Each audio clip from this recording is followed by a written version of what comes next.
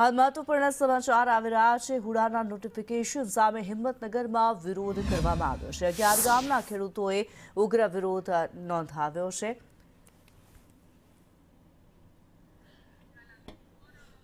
ધારાસભ્ય વીડી ઝાલા અમારી સાથે જોડાયેલા છે। ઝાલા સાહેબ, સ્વાગત આપનું સંદેશ ન્યૂઝમાં। આપની પાસેથી જાણવા માંગીશું, જે પ્રમાણે હિંમતનગરમાં વિરોધ જોવા મળી રહ્યો છે હુડાના નોટિફિકેશનને લઈને આપનું શું મંતવ્ય?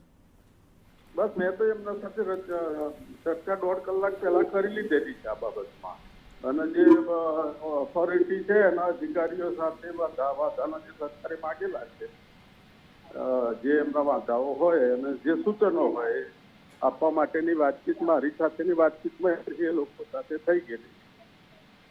જી બિલકુલ, અને સાથે એ જ જાણવા માંગીશું આપની પાસેથી કે કયા પ્રકારની કાર્યવાહીની અપેક્ષા લોકો રાખી રહ્યા છે? કયા પ્રકારની કાર્યવાહીની અપેક્ષા રાખી રહ્યા છે અને કઈ પ્રકારની કાર્યવાહી કરવામાં આવશે? એ તો હવે વાંધા પેલા સરકાર પાસે જાય પછી સરકાર વિચાર કરે ને। એ વાંધા સૂચનો જે આપ્યા છે બધાએ એ પ્રમાણે ત્યાં ઓથોરિટી વાળા અધિકારીઓ જે જિલ્લા લેવલે છે એ નિર્ણય કરશે અને પછી સરકારમાં રજૂ કરશે। જી, છેલ્લા 51 દિવસથી જ્યારે આંદોલન ચાલી રહ્યું છે, કઈ કઈ માંગો કરવામાં આવી છે, કયા પ્રકારની રજૂઆત કરવામાં આવી છે આપને જ્યારે વાત થઈ છે ત્યારે?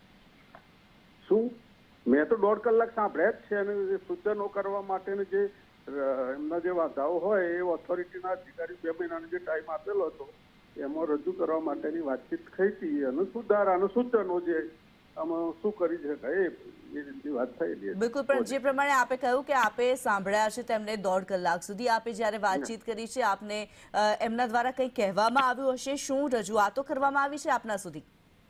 આ કે માનો કોઈ રસ્તો હોય તો વધુ પહોળો એમાં બતાવેલો હોય એ અને કપાત બાબતમાં જે હોય એ બાબતની ચર્ચા થઈ। જી, અને હવે આપના દ્વારા કયા પ્રકારે મદદ કરવામાં આવશે? એ તો હવે એમના સૂચનો પેલા ત્યાં ઓથોરિટી પાસે જાય પછીની વાત આવે ને હવે। જી ધન્યવાદ, આપ અમારી સાથે જોડાયા।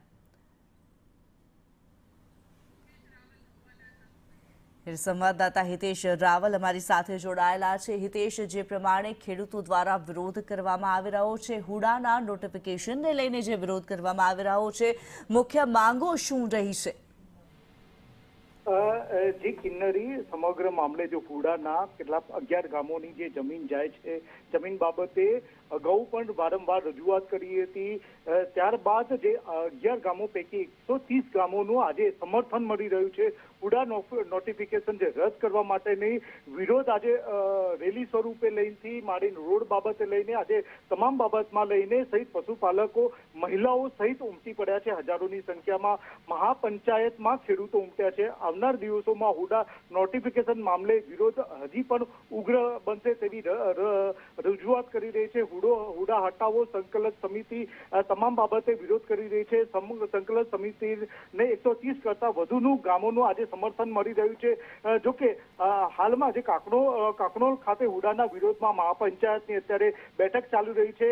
તમામ ગામોથી લોકો, હજારોની સંખ્યામાં લોકો ઉમટી પડ્યા છે, મહાપંચાયતમાં ઉમટી પડ્યા છે।